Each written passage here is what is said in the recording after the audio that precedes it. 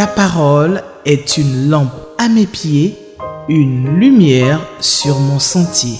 Psaume 119, verset 105. La méditation.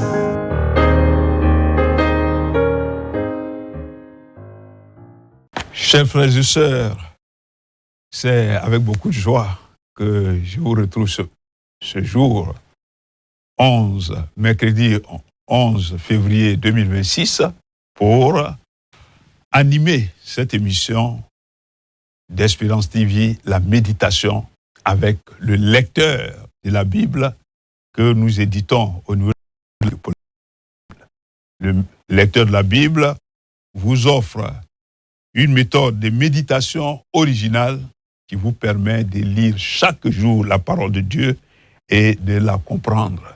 Chaque jour, il y a un texte et ce jour, mercredi 11 février 2026, le lecteur propose Jérémie, chapitre 25, versets 1 à 14. Jérémie, c'est le prophète Jérémie. Donc, on va dans le livre des prophètes. Avant de commencer, nous allons confier ce moment au Seigneur, demander au Seigneur de conduire cette méditation. Seigneur notre Dieu, merci pour ce moment merveilleux que tu nous donnes de vivre autour de ta parole, dans l'intimité avec toi, pour t'écouter, mais aussi pour te parler. Je voudrais te prier de nous donner de saisir ce que tu as à nous dire ce matin, ce jour, et que cela puisse nous faire du bien. Merci de conduire ce moment au nom de Jésus. Amen. Le texte du jour, c'est Jérémie, chapitre 25, versets 1 à 14, dont je voudrais faire la lecture maintenant. La parole fut adressée à Jérémie sur tout le peuple de Juda, la 4e année de Joachim, fils de Josias, roi de Juda. C'était la première année de Nebuchadnezzar, roi de Babylone. Parole que Jérémie prononça devant tout le peuple de Juda et devant tous les habitants de Jérusalem en disant: Depuis la 13e année de Josias, fils d'Amon, roi de Juda, il y a 23 ans que la parole de l'Éternel m'a été. Je vous l'ai et vous ne m'avez pas écouté. L'Éternel vous a envoyé tous ses serviteurs, des prophètes. Il les a envoyés dès le matin et vous n'avez pas écouté. Vous n'avez pas prêté l'oreille pour écouter. Ils ont dit: revenez chacun de votre mauvaise voie et de la méchanceté de vos actions, et vous resterez dans le pays que j'ai donné à vous et à vos pères d'éternité en éternité. N'allez pas après d'autres dieux pour les servir et pour vous prosterner devant eux. Ne m'irritez pas par l'ouvrage de vos mains. Je ne vous ferai aucun mal. Mais vous ne m'avez pas écouté, dit l'Éternel, afin de m'irriter par l'ouvrage de vos mains au voleur. C'est pour l'Éternel des armées. Parce que vous ne m'avez point écouté, vous n'avez point écouté mes paroles, j'enverrai chercher tous les peuples du septentrion, dit l'Éternel, et auprès de vous, Nebuchadnezzar, roi de Babylone, mon serviteur. Je le ferai venir contre ce pays et contre ses habitants et contre toutes ces nations alentour, dévouées pas interdits, et d'en faire des désolations, des ruines éternelles. Je ferai cesser parmi eux les cris d'allégresse et les cris d'allégresse, les chants du fiancé et les chants de la fiancée, le bruit de la meule et la lumière de la lampe. Tout qui deviendra et seront mis au roi de Babylone pendant 70 ans. Mais lorsque ces 70 ans seront accomplis, je châtierai le roi de Babylone et cette nation, dit, cause d'iniquité.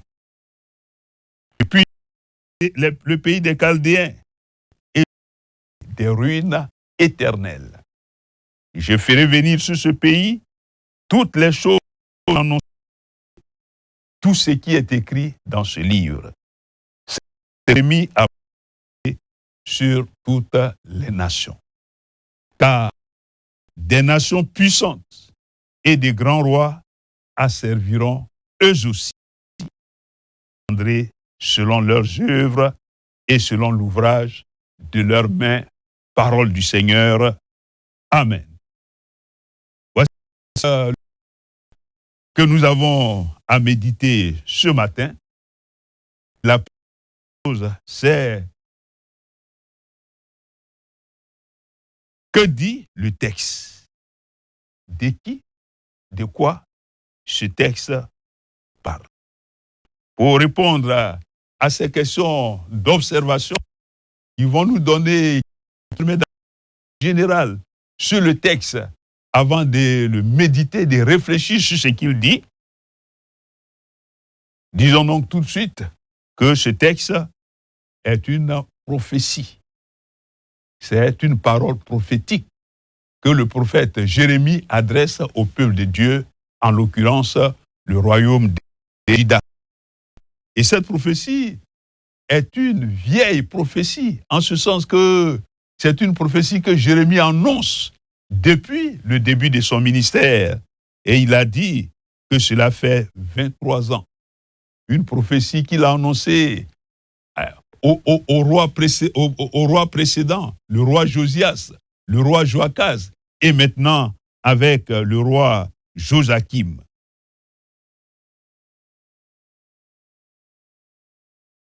Et c'est une prophétie qui a été annoncée, malheureusement, la réaction des interlocuteurs du prophète Jérémie a été de ne pas écouter, de refuser d'écouter le message. Et quand nous lisons le texte, nous voyons que du verset 1 au verset 7, à 3 reprises, il est dit, le peuple d'écouter.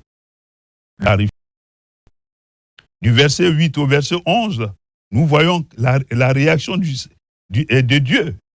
Étant donné que pendant 23 ans, Jérémie a parlé comme il a dit, j'ai parlé dès le matin. Dieu a suscité d'autres serviteurs pour parler. Vous n'avez pas écouté.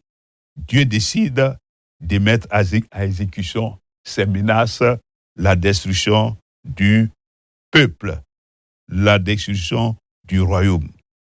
Et au verset 12, du verset 12 au verset 14, le texte parle du châtiment que Dieu va exercer sur son serviteur Nebuchadnezzar, le royaume de Babylone, pour lui aussi ses mauvais péchés.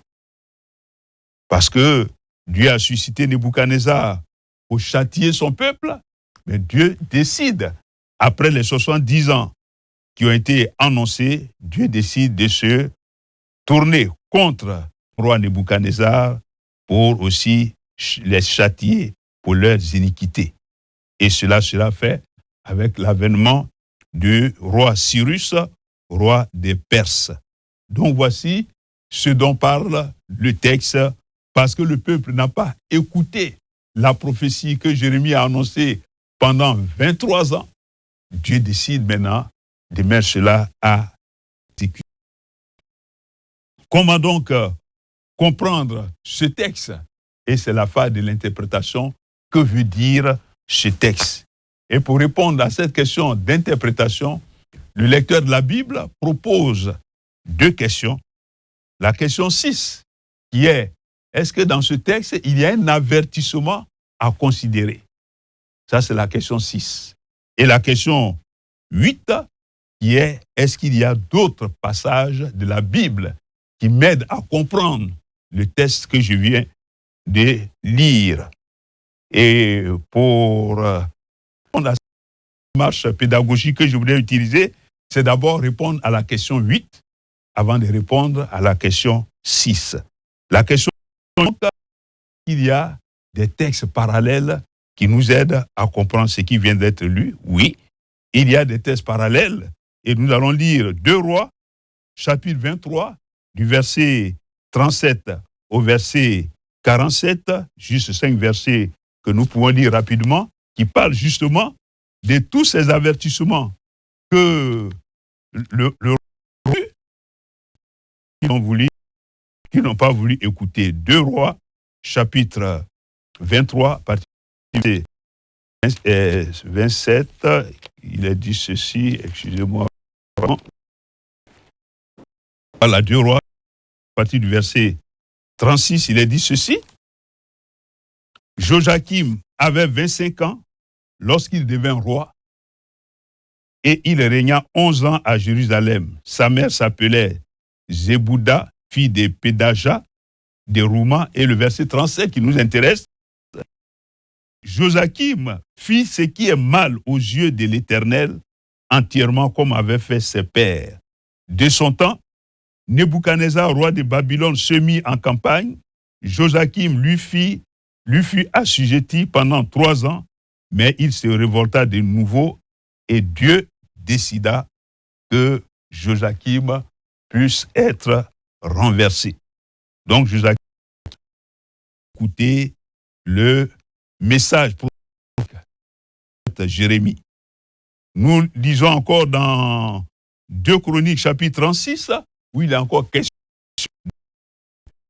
de ce que Jésus a apporté au roi Joachim et qui s'est révolté, qui n'a pas écouté et décidé de renverser.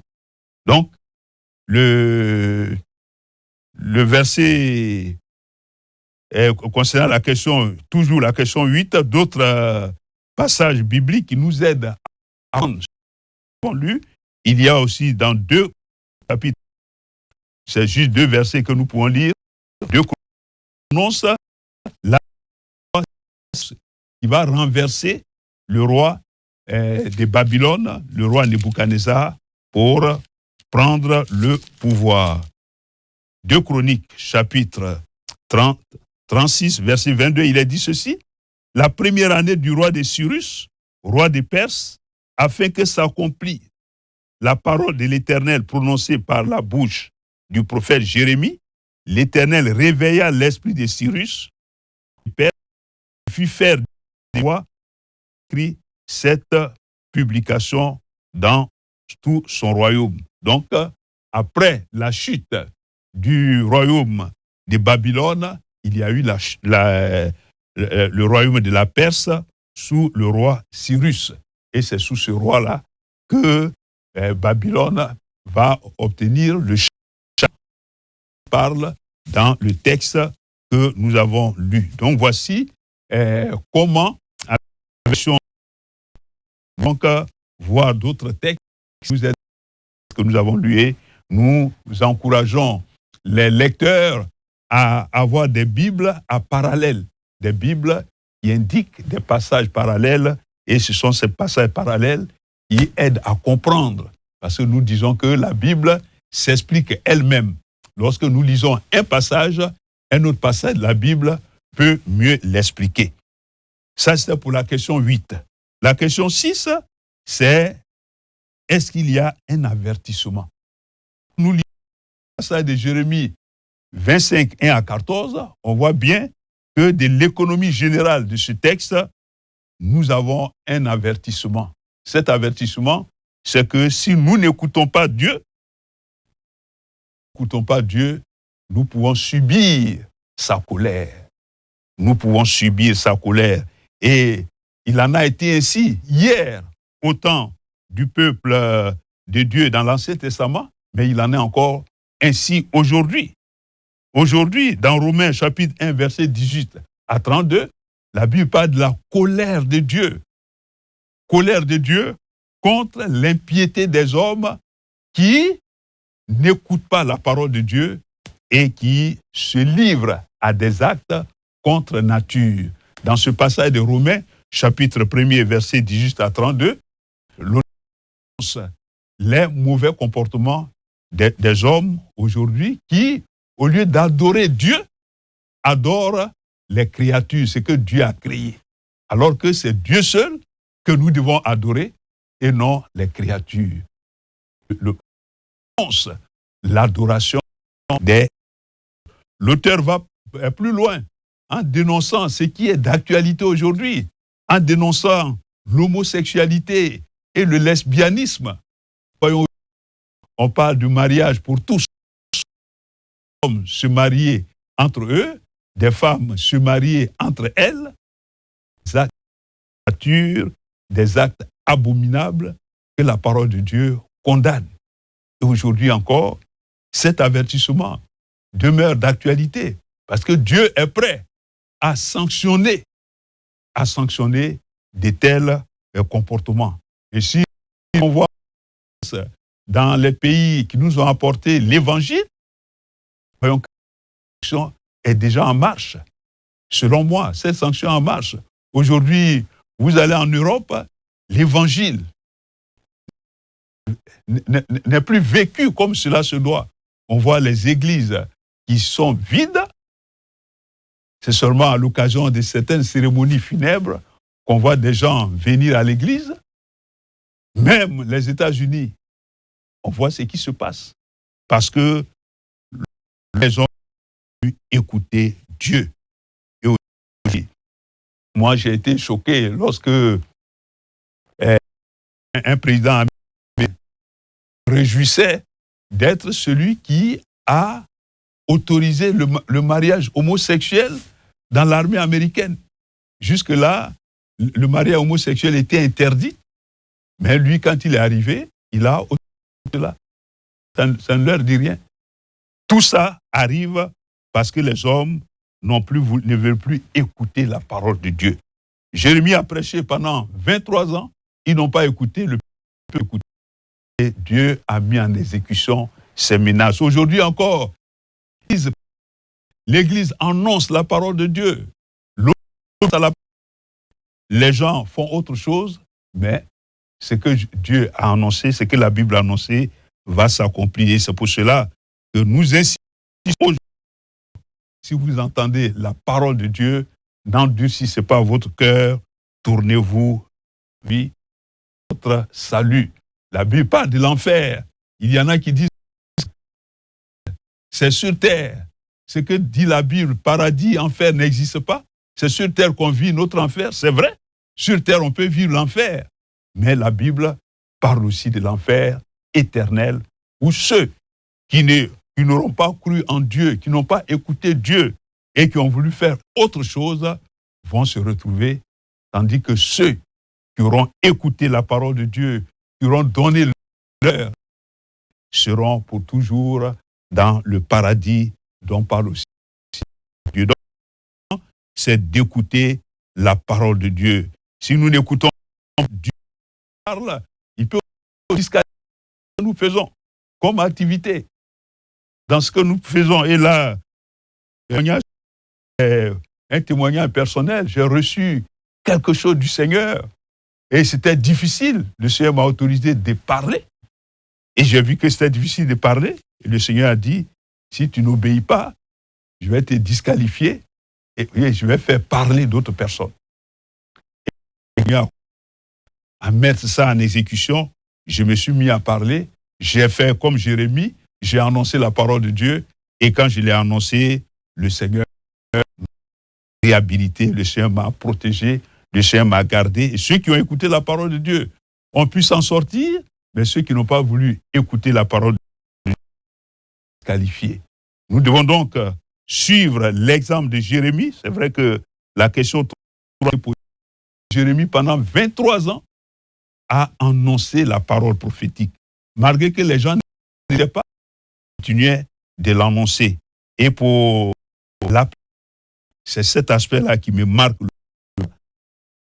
Pour dire, devant, même si ceux à qui nous annonçons la parole, annonçons l'évangile, se moquent, à ce que nous disons, nous devons continuer de parler et Dieu peut toucher leur cœur à un moment donné pour qu'ils se tournent vers lui. Et s'ils ne le font pas, nous aurons fait notre travail. Et donc, c'est cet aspect-là qui me marque personnellement. Aussi, j'ajoute ce qui est dit au verset 4, qui est la parole de Dieu. Je dois écouter la parole de Dieu pour la mettre en pratique, pour vivre. Parce que de Dieu, et nous devons la vivre. C'est pourquoi je prends du temps, la parole de Dieu, je veille à saisir ce qu'elle a à me dire et je m'applique à la mettre en application. Et je voudrais donc vous encourager à cet exercice-là, écouter la parole de Dieu et la mettre en application. Et c'est par rapport à ça que nous allons prier. Nous allons prier pour ne pas suivre le mauvais exemple du peuple de Dieu qui a refusé d'écouter la parole de Dieu, mais que nous soyons des hommes et des femmes qui écoutent la parole de Dieu, qui la mettent en pratique pour ne pas irriter Dieu, mais pour plaire à Dieu. Et nous savons que si nous le faisons, nous aurons la foi, parce que la foi vient de ce qu'on écoute, la parole de Christ, et ayant la foi, nous pourrons donc plaire à Dieu dans tout ce que nous faisons. Nous allons donc prier par rapport à cela, à savoir écouter la parole de Dieu. Seigneur notre Dieu, je voudrais te prier. La méditation de ce jour nous a amenés à comprendre ce qui est arrivé à ton peuple, parce que ton peuple n'a pas voulu t'écouter. Aujourd'hui encore, tu parles, tantôt d'une manière, tantôt d'une autre. Et nous ne prenons pas garde à cela. Je voudrais te demander pardon, Seigneur notre Dieu, pour les cas où nous nous détournons de ta parole, lorsque cette parole est parfois difficile, nous refusons de l'écouter. Prie que tu nous donnes d'être prompte à t'écouter.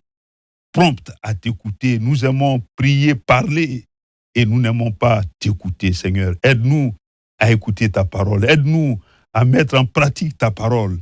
Aide-nous à vivre ta parole pour que nous puissions marcher par la foi et que nous puissions répandre autour de nous la foi en toi. Merci de nous aider dans cette perspective. Au nom de Jésus. Amen. Voilà, merci, chers frères, chers sœurs. C'est ce que j'avais à partager aujourd'hui. Restons à l'écoute de la parole de Dieu. Mettons en pratique la parole de Dieu et nous allons réussir dans tout ce que nous faisons selon ce qui est dit dans Josué, chapitre 1er, verset 8. Je vous remercie. Que Dieu vous garde. Amen. Ta parole est une lampe à mes pieds, une lumière sur mon sentier. Psaume 119, verset 105. La méditation.